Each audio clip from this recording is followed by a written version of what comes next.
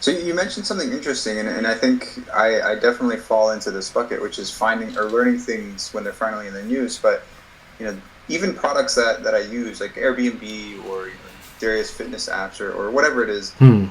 there are times where though I do feel like I may not necessarily find out about something until it hits the news. But what are the resources, or where should I be looking to learn about these things before it hits mainstream? What I do is I Google everything. Like everything is on Google, and then there's plenty of opinions. I guess I don't know if this answers your question, but let's say I'm interested in Airbnb, right? As an investment, what I would do is I will Google something like Airbnb versus, and Google will automatically compete. Oh, sorry, and Google will automatically complete it for me in terms of all of the competitors that Airbnb has. I will Google something like, why is Airbnb a good investment? Why is Airbnb a bad investment? And that'll basically give me all the rundowns of what I'm interested in, and it's kind of up to me to figure out what's important, what matters, and that kind of gives me a full spectrum of perspective in terms of why I should invest in and why not, and that's how I put out my video too, right?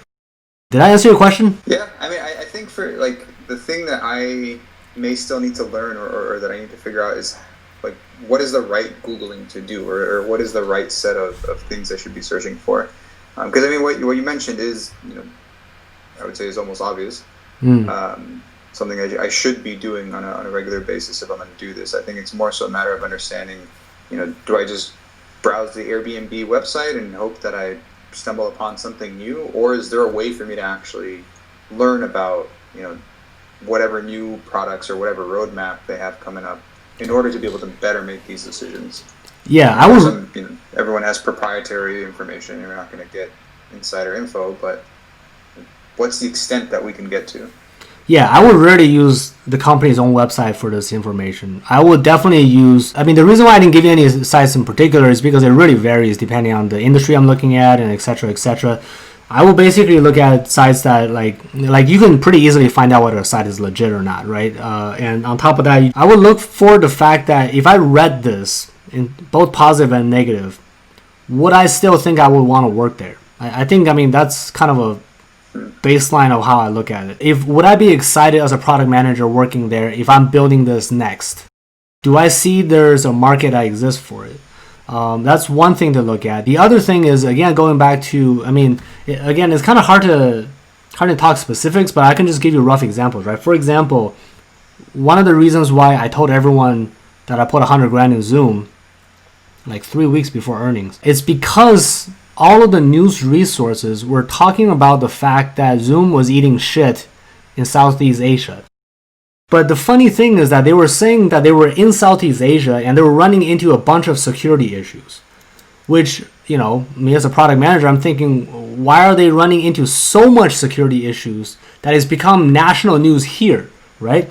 And then so that led me into looking into the next bit, which is apparently they've grown like 3 times as fast as predicted or something like that. And no one was talking about that, right? I mean, if you're growing that fast in Southeast Asia, I'd assume that you're doing really, really well. And then the other thing I actually look at, that I do look at a company website that I don't know most people, I think most people don't do this. You go to their career page and you see how many people they're hiring.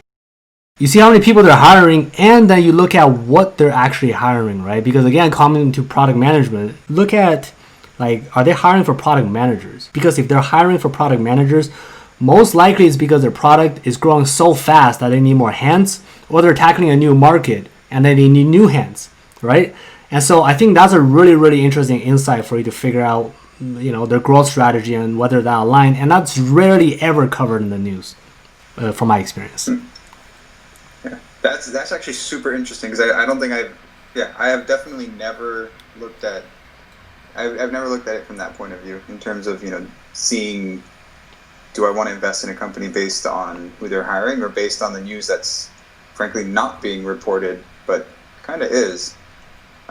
Exactly. So I think it's kind of like you teaching me how to identify forks and pins in chess. The world in a different way. Everywhere I go, I'm like, ooh, this is an opportunity. Okay. Exactly. I mean, yeah, the power is absolutely in the fact that you have to spot things that other people don't normally spot. That's really how you make money in anything, right? So I think the next big question I have is around IPOs, and I think it's really easy for I'm just going to label us as like the Robin Hood generation, to get excited about, the Airbnbs, the DoorDashes, all the things that have been happening. And it's really easy for us to just open Robinhood and put an order in and hope that we're going to get it at that price tomorrow. But Yeah. I'd love to get your thoughts though on, based on all the information you've shared with me thus far. When is it the right time and not the right time to jump in on the day of an IPO? I honestly don't think it is ever the right time to jump in. I think that is just straight up gambling. The risk is way too high. The people who are gonna make money are the ones that are buying before the IPO because they have that capability, and that essentially for the next 3 to 6 months after an IPO, there is all sorts of people selling. Are you familiar with that process? Somewhat. Like, I understand there's probably people internally that got some stock, and throughout the company's growth and stuff, they probably awarded stock to various people. But what I don't understand though is, why is it though that let's say Airbnb said, okay, we're going to come out at, I think it was $65 or something, and it actually came out at, what was it, 165, something crazy. Yeah. So as a very novice investor, and coming in thinking like, oh, awesome, I can get in at 65, not realizing the reality of things. But and I'm aware there are other things going on, but I don't know or understand what they are. Yeah, let's start from the beginning, right? Just to make sure we're on the same page. Stock is essentially more or less in a free market, in the sense that if you had one share of Airbnb and you want to sell it, you put in a price. Unless someone agrees to that price, that stock is never going to get sold, right? It's not like you set a price and you put it to sell and it just automatically someone gives you the money. Someone has to, like an individual has to accept that price and then buy your stock. And the reason why I'm highlighting this is basic supply and demand, right? So on the day of IPO, there's a lot of people looking to buy that stock, because literally before the IPO, these companies are going on these hype tours. They go around telling people why they should buy that stock. And so on the day of, there's a lot of excitement. And because there's a shortage of the number of stocks outstanding on that specific day, because a lot of people are buying, that bumps that stock price up higher and higher and higher, until people finally realize, okay, this is too much, right? It's like, I don't want to pay any more for this. So that stock, either the market closes or that stock builds an equilibrium. But then the next day, that amount of excitement is a little bit less, right? Because a lot of people already bought the stock in the first day. And so a little bit less. So then if I'm trying to sell at the price that was set yesterday when there's a lot more excitement, maybe I can't sell that. So I had to set a little bit lower, right? And the next day a little bit lower. If there's a lot of excitement, yeah, that price keeps going up. Because, I mean, the other reason I'm highlighting this is that there's no business value, there is no new business value generated like since the stock went public for the first week, right? It's just the same stock, and just people's excitement or boredom that's driving the price up and down. So that's the first thing I want to highlight. The second thing I want to highlight is that most likely the executive staff and all of the employees and past employees, like you said, they owned stocks at a very, very low strike price. And if a company is doing very well, like going IPO at $150, when they most likely have received the stock at 20 cents, they're going to be incentivized to sell that stock, because that's just straight up, they're going to become instant millionaires, right?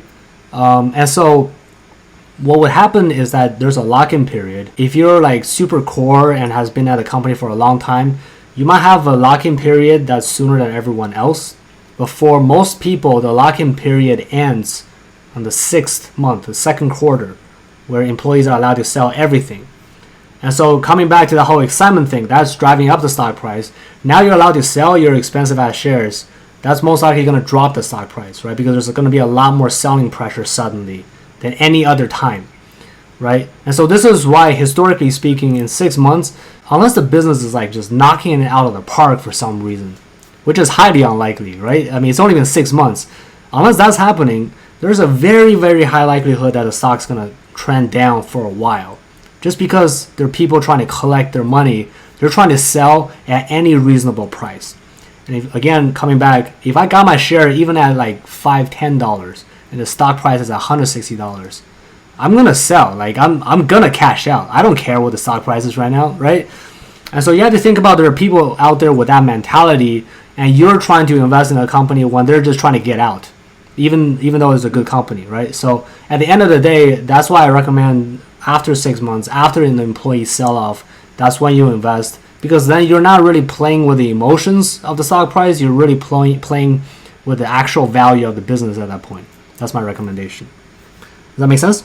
So yeah, definitely. And I mean, it seems like, especially as a beginner, it just doesn't make sense to ever mess with IPOs. And I think it's just really easy, especially for myself, to get excited about it, because a lot of these companies that are IPOing are tech companies, and I've been using their products for years and so on.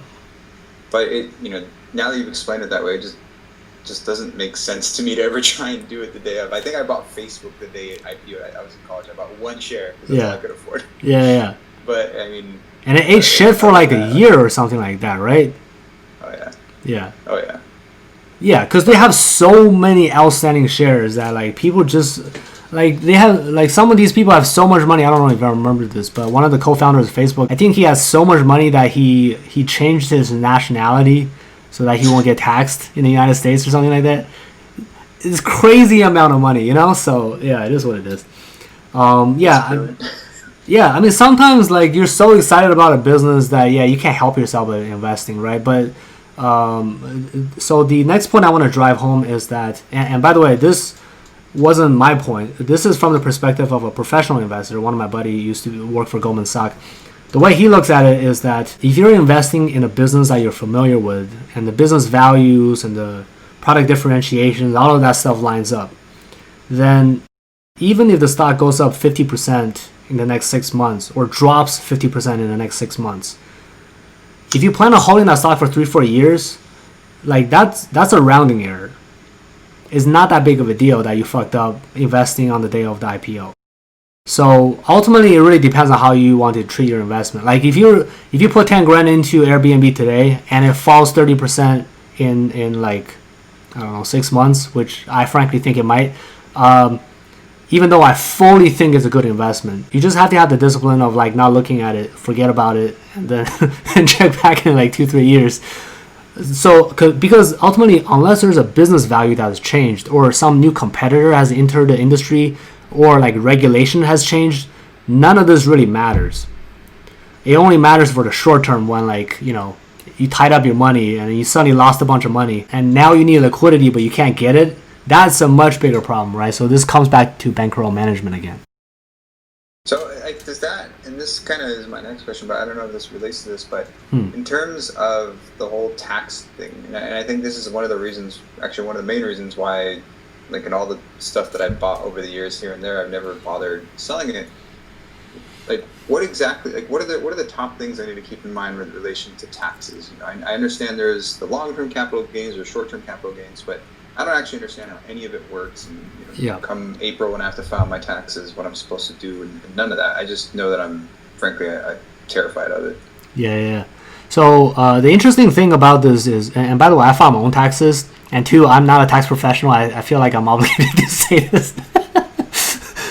So take what I say with a grain of salt and don't sue me. But I mean, the way I'm looking at this, the really cool thing about investing today in this era is that if you cash out and you do your own taxes, there's a place where you can just like it'll let you log in, and it'll fill in the taxes for you for what you just sold or bought. So that's the first part. So you basically can't do it wrong as long as you're using a legitimate brokerage. That's the first part. And then the second part is, as you know, long-term capital gain tax. Basically, like after 12 months, if you sell a stock after 12 months, you get taxed significantly less than short-term capital gain. So that's essentially an incentive for you to not do swing trading in general, in my opinion, because there is a pretty high likelihood if you're doing it right. If you're doing it wrong, then you get tax deductions, but that's still like not great, right? because you lost money and now you're getting tax deduction from the money you lost. But if you make money, then yeah, like it's not a good feeling. Like last year I paid us so much money, it's ridiculous. I don't want to talk about it, but because I was expecting the market to eat shit, which frankly it did. There was two things. It's just kind of a tangent. I was expecting the market to eat shit, and two, there was a news article that says Google is being investigated as a monopoly, and they're gonna break it up. I freaked the f out and I sold Google, and I had like 5x in gains, like 500% gain on Google at the time. Like I paid so much in taxes on that one. Man. Anyway, so there's that legitimate concern. Like ideally, you don't want to pay taxes unless you have to. And the way I kind of get around with that is with Roth IRA, which is that you basically are investing with your retirement account, but your retirement account doesn't have capital gain taxes as long as you don't cash out until you're 65. And so I do all my swing trading basically in my Roth IRA, and my long-term investments are in my regular investment account. In my regular investment account, unless something really bad happens or like an unexpected gain happens, I basically hold everything for longer than a year. So I minimize my taxes over there. For Roth IRA, it's just like I'm fortunate enough to have enough money where I like that money is like I don't mind it being tied up, right? So in the Roth IRA, I just do my swing trading over there. Does that answer your question? Interesting. Yeah, this is very interesting. So, actually,